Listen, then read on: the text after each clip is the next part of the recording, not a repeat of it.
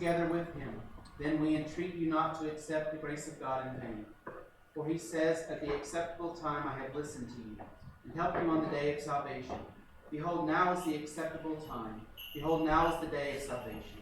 We put no obstacle in anyone's way, so that no fault may be found with our ministry. But as servants of God, we commend ourselves in every way, through great endurance, in afflictions, hardships, calamities, beatings, imprisonments, tumults, labor, watching, hunger, by purity, knowledge, forbearance, kindness, the Holy Spirit, genuine love, truthful speech, and the power of God, with the weapons of righteousness for the right hand and for the left, in honor and dishonor, in ill repute and good repute. We are treated as impostors, and yet are true, as unknown and yet well known, as dying, and behold we live, as punished and yet not killed, as sorrowful yet always rejoicing, as poor yet making many rich, as having nothing and yet possessing everything. Peace be to you who read it. Alleluia. Alleluia. Alleluia.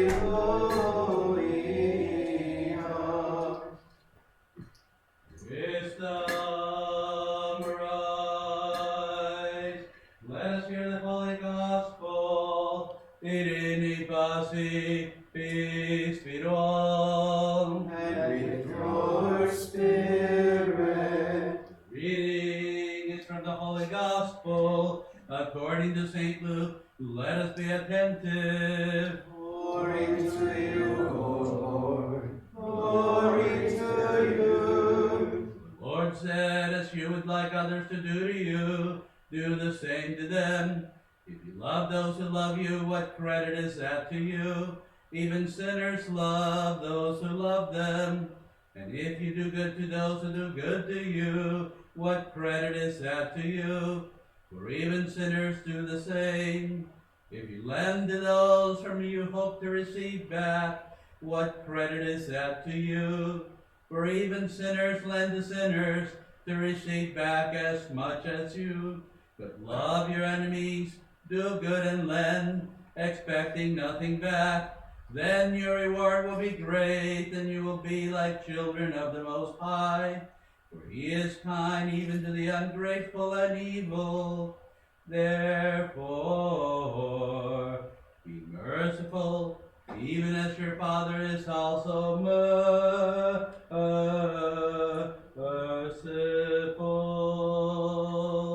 Glory to you, O Lord. Glory to you.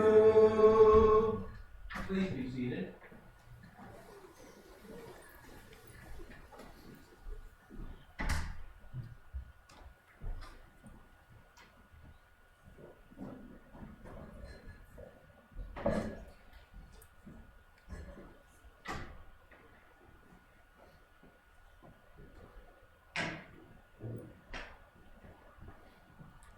I'm not going to be talking of the gospel today, though I do promise to be short. I have recently tried to begin shortening my sermons because, as you know from my being here before, I have this tendency to talk. That's the polite way to say it.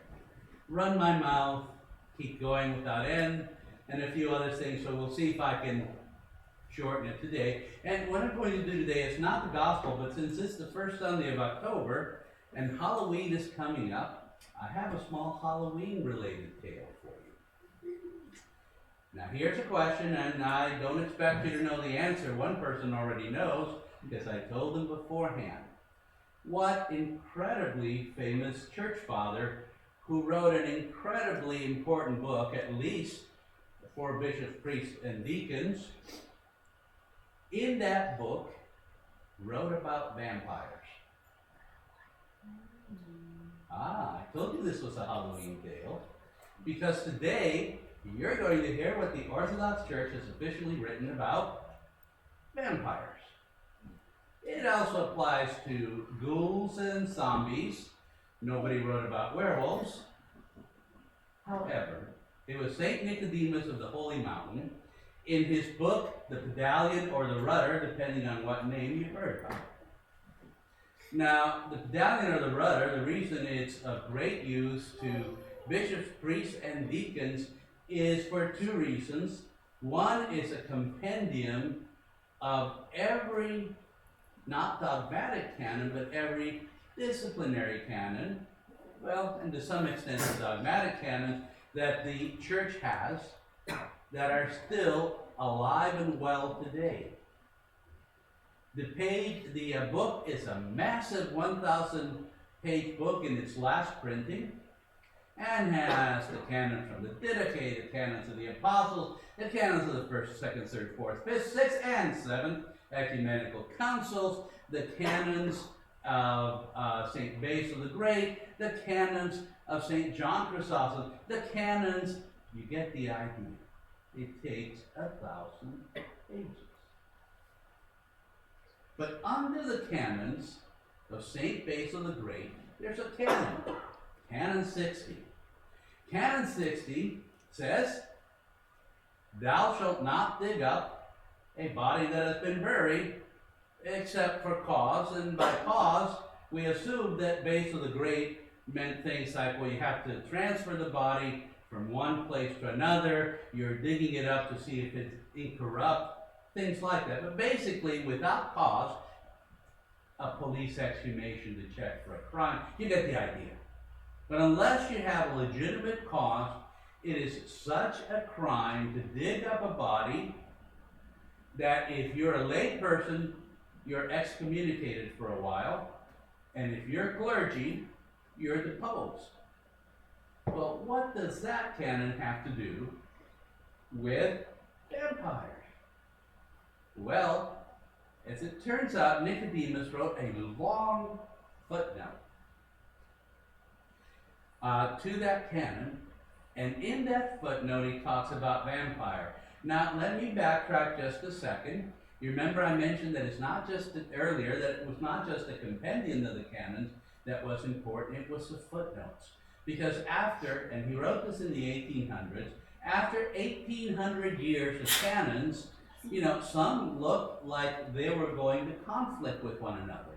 In fact, about the year 1000, Emperor Leo X finally, and the church heartily approved of what he decreed something simple. The more recent canon has greater weight. It's one way to translate it.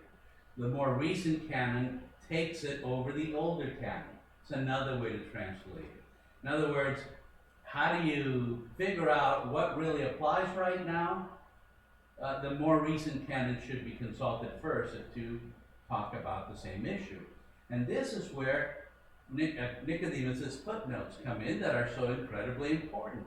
Because in it he spends a long time, remember we're talking a 1,000-page book, after listing every possible canon, putting footnotes in explaining that in the year so-and-so, this other canon, or in the year so-and-so, the great interpreter Balsamon said, this applies in this way. Or in the year, well, now let's get back to the footnote he wrote about vampires. So it's the late 1800s, and he wrote that the canon written by Basil applied to the digging up of corpses who were thought to be vampires. And the reason he gave, and this is what I'm getting to, because it applies also to something that Paul said in 1 Corinthians 8 and in Romans 14. He said it is not possible, by the way, the paragraph takes up half a page. And he uses the Greek term for vampires. I mean, the translators never bothered translating into that part into English, they just kept the Greek term for vampires.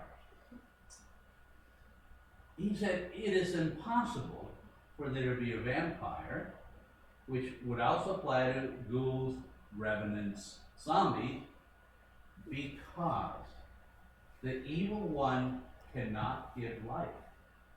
There's only one person that can give life. He didn't say one person, I'm sorry. There's only one being that can give life, and that's God. And that therefore, once something has died, unless he raises it back up, no one else can raise it back up. Therefore, it is impossible for there to be vampires.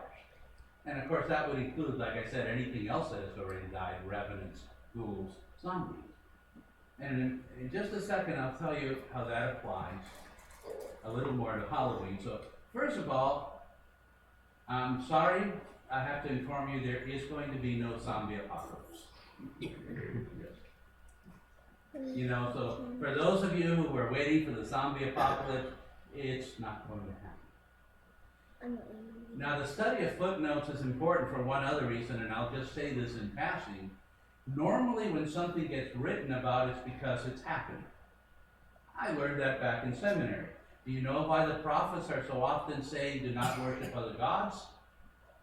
Because archaeologically, we find that even after God had redeemed Israel from Egypt and they had set up the nation of Israel, you can find household gods all the way through to the time of the exile. They never fully obeyed the injunction to have no other gods. Now this gets us back to Nicodemus. Why does Nicodemus write about vampires? Because here's the sad truth. In Greece of that day, and also Eastern Europe, in the late 1800s, there was a vampire craze. This is the time, by the way, when Dracula was written, the book. Transylvania, Romania, Greece, there was a madness of digging up bodies. There's kids here. Disposing of the bodies in inappropriate ways to make sure, things like scattering the dust into the ocean, or nearest body of water, because, the superstition was that evil undead could not reconstitute itself if you threw it in the water, or so on. Now, it was so bad that St. Nicodemus felt compelled to write one of the longest footnotes in his book on vampires, because there was that much vampire hunting going on. And in his footnotes, he forbade the priests from having any part in digging up bodies. And he said that those that participated, the full weight of the canon should be applied to them, and they should be deposed. And then he said something interesting. It's the only bit of bent he has. But if the people in a certain town are so concerned about this and worried, the priest may, for the sake of their rest, not the rest of those who were dead, the rest of the townspeople, sprinkle the graves with holy water, but he may not dig them up at all. That's the only allowance he made, and it was because of the weakness of the people in the villages. Now, what does this have to do with us today, other than giving us a good laugh? Well, if any of you here are of Greek background, where do you think the idea of hanging an evil eye on your doorway to the home came from? The purpose of that eye was to reject vampire schools, revenants, zombies, etc. We need to realize that those things are superstition. But there's another set of superstitions going around, and now we get to Romans 14 and 1 Corinthians 8, and I'll finish with this as a thought. The problem they were having there was meat sacrificed to idols. And some people would not even eat meat because it was common in the empire, at least in the parts of the empire he was writing to, the Greek area going into Rome, that automatically, when you killed an animal, you basically sacrificed it to a god. You had a prayer and you sacrificed it. And so some people were not even eating meat, Romans 14, or were horrified that some of their fellow Christians were buying meat sacrificed to idols. And Paul said, and this is where from St. Nicodemus got it, Abibin is nothing. and it has no power over us. And you cannot, if you read 1 Corinthians 8, what he's saying is, you cannot be contaminated even if you eat a meat sacrificed to an idol. You will not be demonized. You will not have a demon hanging around your house. Now, why do I bring this up? Well, we live in the deep south, and some of our evangelical brethren have some odd ideas of how you can be spiritually contaminated. Have you ever heard you shouldn't do karate because, back when they talk about ki, and that's a pagan concept, or you should not do yoga, and we're not talking about yoga as a Hindu worship. We're talking about, the local fit lady down the street who can tie herself into a knot and who goes to the local Christian church. Well, because that started out as a worship of the God, and it still used as worship of God in a Hindu society. Here's the best advice I can give you. A, don't listen to stories about vampires, or if you do, only for fun because there's no vampire. B, don't listen to stories from your evangelical brethren about how you can be contaminated with a wrong spirit because you engage in some exercise that maybe once in several hundred years ago had a direct tie, or even in another country, in another culture, in another set of people, has a tie to another God. If Paul is saying that I can eat today the meat that was sacrificed to an idol yesterday and not worry about it because a demon can't touch me, I am certainly not going to worry about something that has, in this country, zero connection to the worship of anything, because in another country they either used to, or in the case of yoga, yep, there's still yogis in India who consider it part of their worship. But I will guarantee you that most people in Japan who practice karate, because karate is pretty much a national sport over there, are not doing it for religious purposes. Even if they were. Unless you're actively worshiping a demon, notice the exception. Ouija boards fall into that. You're sort of actively getting involved with spirits. That's a different matter. Unless you're doing something like that, don't worry about it. They're the same type of tale that Paul had to stop.